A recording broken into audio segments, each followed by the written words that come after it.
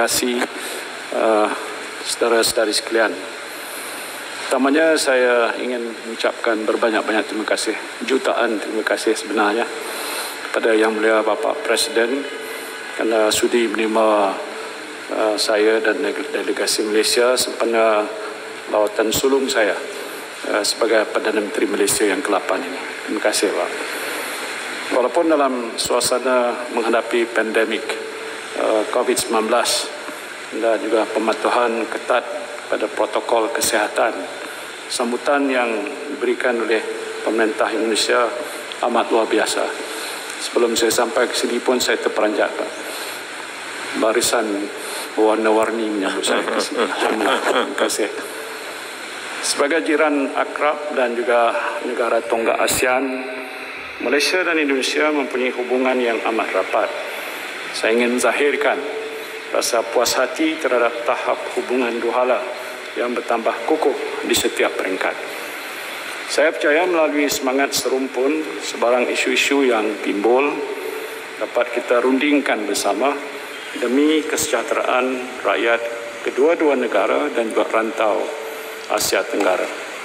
Saya ingin menambah pada apa yang Bapak Presiden nyatakan sebentar tadi terhadap perkara-perkara yang berikut.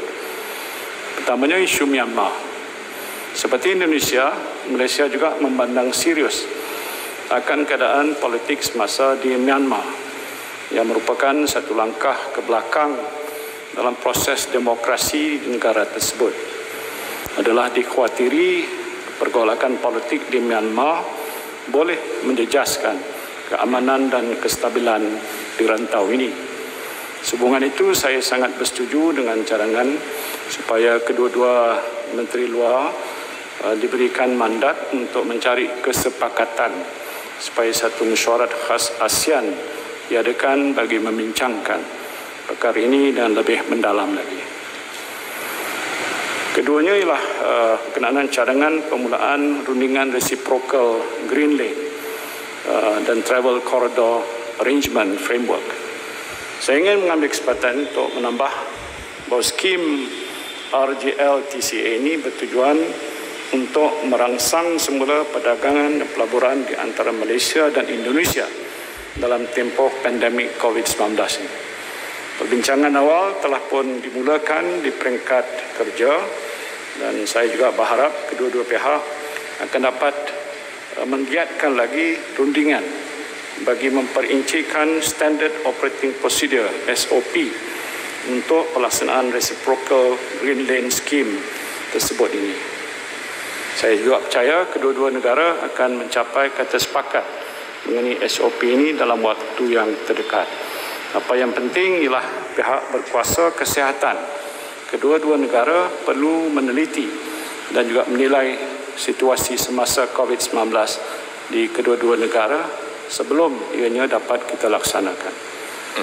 Berkenaan kerjasama menentang diskriminasi industri minyak sawit, saya dan Bapak Presiden telah menzahirkan kebimbangan Malaysia dan juga Indonesia terhadap kempen anti minyak sawit yang berlaku terutama di Eropah, Australia dan Oceania.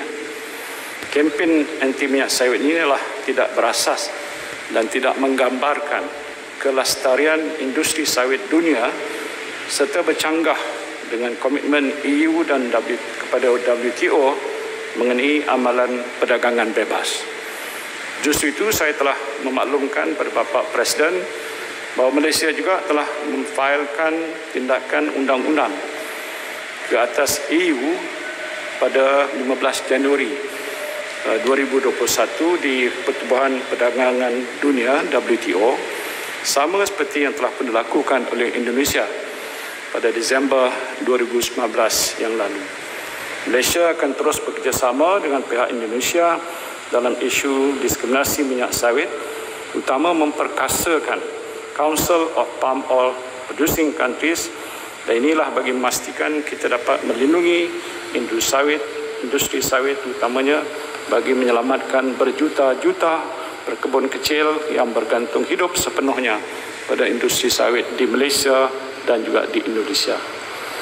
Berhubung dengan deportasi dan program rekalibrasi pendatang asing tanpa izin pekerja migran Indonesia, Burung Pekerja Migran Warga Negara Indonesia, saya telah menzahirkan penghargaan kepada Bapak Presiden yang telah memudah cara proses deportasi pekerja migran yang bekerja secara tidak sah di Malaysia.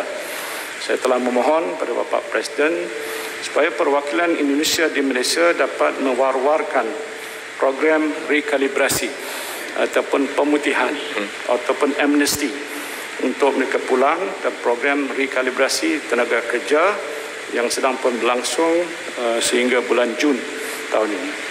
Saya juga telah meminta kerjasama dari Bapak Presiden untuk meningkatkan usaha dalam memastikan warga negara Indonesia yang ingin datang bekerja di Malaysia memasuki Malaysia melalui saluran yang sah.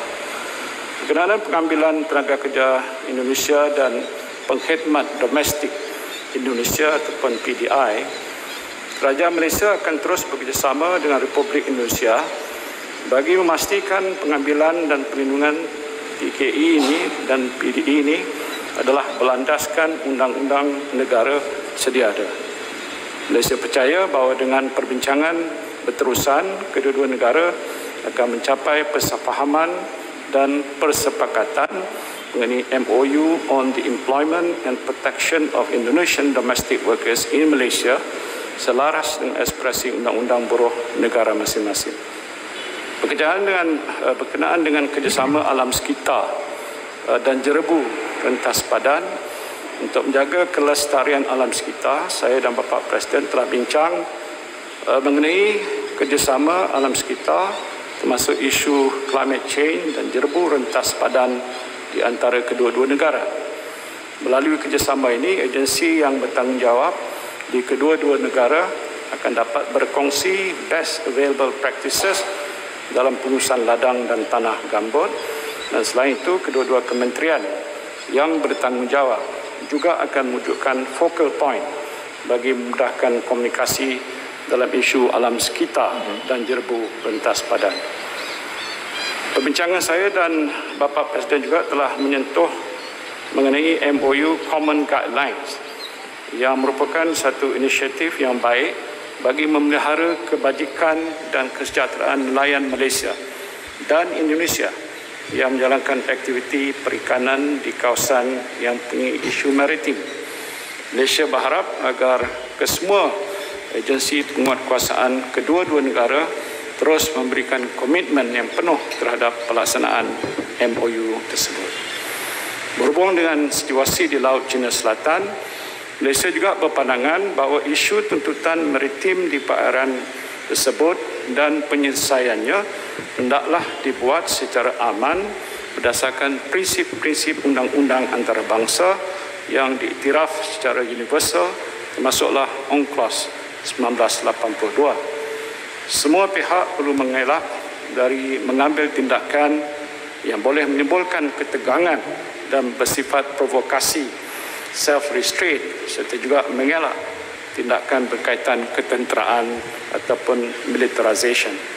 Malaysia juga komited untuk menyelesaikan isu-isu berkaitan Laut Cina Selatan secara konstruktif menggunakan forum dan saluran diplomatik yang sesuai. Hasil daripada perbincangan kami yang saya kira cukup bermanfaat pada hari ini, saya berpendapat sudah sampai masanya bagi hubungan kerjasama Malaysia dan Indonesia dipertingkatkan lagi ke peringkat yang strategik. Dengan peningkatan hubungan dua hala yang strategik, saya yakin kita dapat mengoptimumkan kerjasama yang sudah pun terjalin, terutamanya dalam bidang ekonomi, perdagangan dan pelaburan. Pengukuhan rangka kerja ini mencerminkan tekad dua pemimpin serumpun untuk berganding bahu demi menjana kemakmuran bersama. Sehubungan itu, kami telah memberi mandat kepada kedua-dua Menteri Luar untuk mengenal pasti bidang-bidang strategik yang boleh diberikan keutamaan. Ucapan setinggi-tinggi terima kasih pada Bapak Presiden di atas